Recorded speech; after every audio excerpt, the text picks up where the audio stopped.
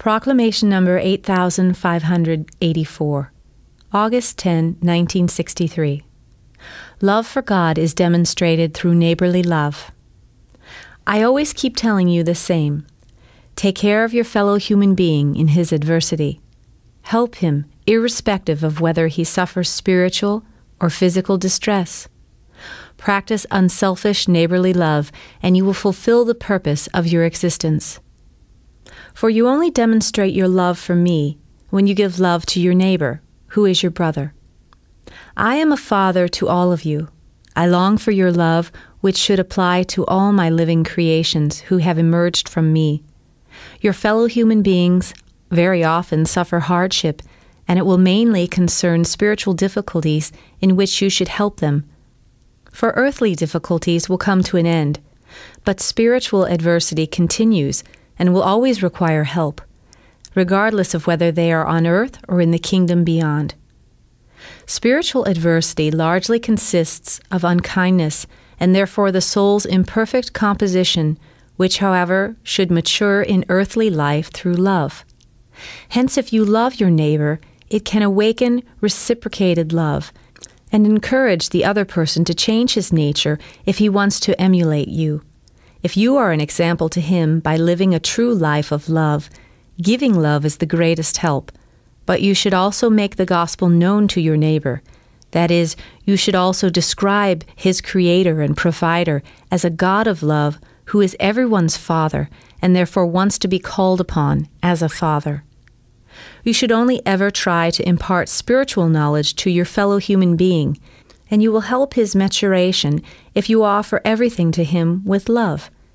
Yet you should also support your neighbor in earthly adversity, and thereby likewise inspire reciprocated love, for love is strength in itself, and it will never remain ineffective unless your neighbor still completely belongs to my adversary.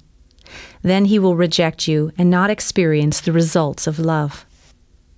And you will only ever mature through actions of love. Consequently, every opportunity should be used by you to act with love. And notice should be taken of every hardship suffered by your fellow human being. You should not pass him by indifferently and leave him in distress, for then you are heartless yourselves and do not fulfill your earthly purpose, which solely consists of accepting your fundamental nature again, of becoming the love you were in the beginning. The commandment of love will always be the first and most important one, and the gospel which teaches you to love God and your neighbor will always have to be proclaimed to people.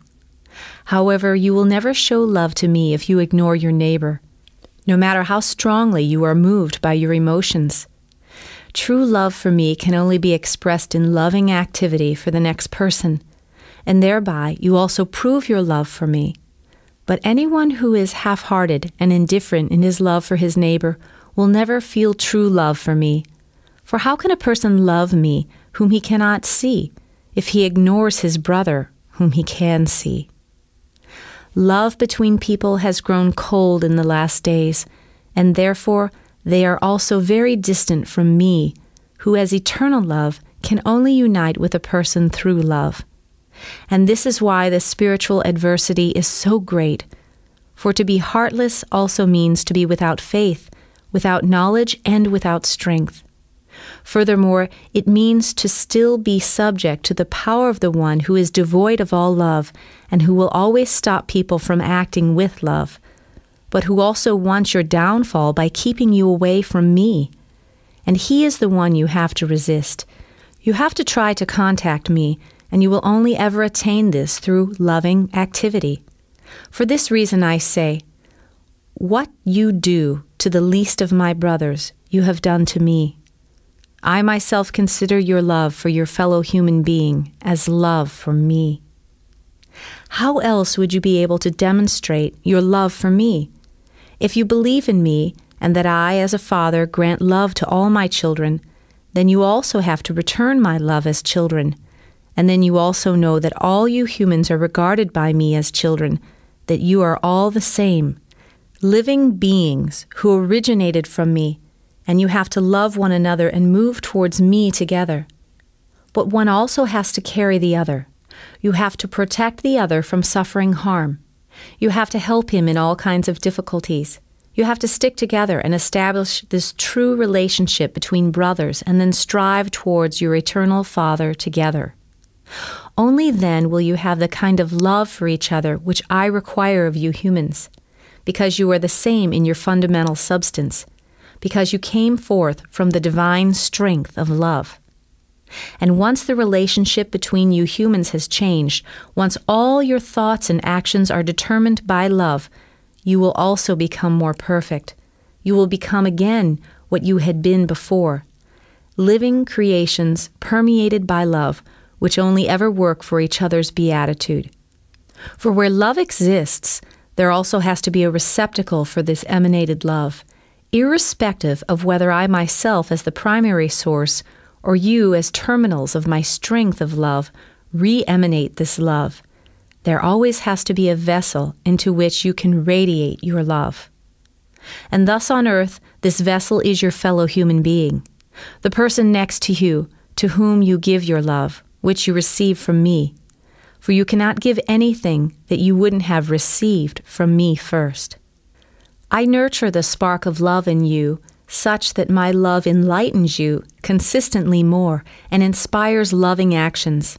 And this work will apply to your neighbors again, for you will be inclined to be constantly of assistance once my love is able to enlighten you.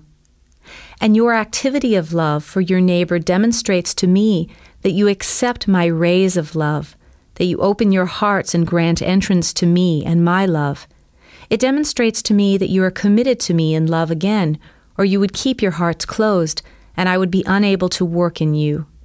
And you will always mature, providing you don't lead a one-sided life, but always consider your fellow human being and take a personal interest in his physical and psychological circumstances. Providing you try to lead him on the path to me and also support him in earthly adversity if he approaches you and requests your assistance. You are living together for the purpose of mutual maturing, and you will always be given the opportunity to carry out actions of helpful love. You just have to be of good will and allow yourselves to be guided always in view of me, your God and Creator, whom you acknowledge as a father and to whom you show the love of a child. Then you will love each other as brothers and benefit each other, and then your soul will mature on earth and achieve its goal. Through love it will unite with me, the eternal love, and then you will be blissfully happy forever. Amen.